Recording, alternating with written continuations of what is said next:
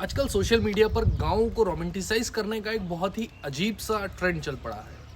हर दूसरी रील में हरे भरे खेत, बैलगाड़ी, तालाब और बोलते हैं कि असली ज़िंदगी तो गांव में है। भाई शहरों ने तो जो है वो इंसानियत को ख़त्म कर दिया है। मैं इस बात से असहमत हूँ और बल्कि मुझे इसमें बहुत बड़ा विरोधाभास नज़र आता है।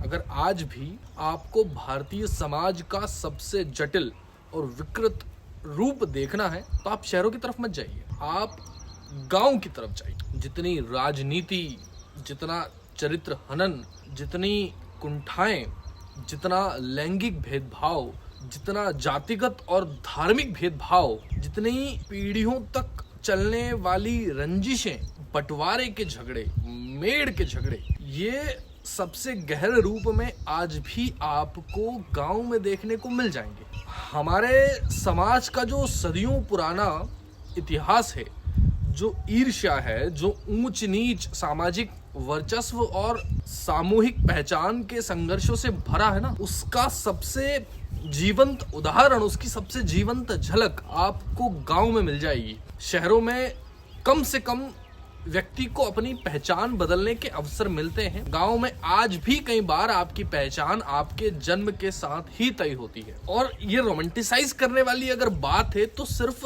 इंसान का विकास शुद्ध हवा, अच्छे भोजन और प्राकृतिक जीवन से नहीं हुआ है। हम हजारों साल पहले भी जब विकसित नहीं हुए थे, इंसान नहीं बने थे, तो ये सब तो हमारे पास था ही। इंसान को मनुष्य जो है वो उसके विचारों ने बनाया है, उसकी स्वतंत्र चेतना ने बनाया है और परंपराओं पर सवाल करने की जो क्षमता है उसने उसे इंसान बनाया है। इसलिए मैं गांव के खिलाफ नहीं हूँ। गांव को एक काल्पनिक स्वर्ग की तरफ जो पेश करते हैं ना, मैं उसके खिलाफ हूँ। प्रकृति से प्रेम कीजिए, गांव से भी प्रेम कीजिए, लेकिन किसी भी समाज का मूल्यांकन जो है वो उसके खेती, उसकी हरियाली से नहीं होना चाहिए, बल्कि इस बात से होना चाहिए कि किसी भी व्यक्ति को वहां पर अपने विचारों के साथ जीने की कितनी स्वतंत्रता है। अभी मैं एक गांव में ही हूँ। आप अगर देखेंगे, मैं एक गांव में खड़ा हूँ। जो लोग मेट्रो सिटीज में बैठकर ईरान, अफगानिस्तान की महिलाओं पर हो रही अत्याचारों की बातें करते हैं, आर्टिकल्स लिखते हैं, सोशल मीडिया पर चर्चा करते हैं, उन लोगों को भारतीय गांव में आने की जरूरत है।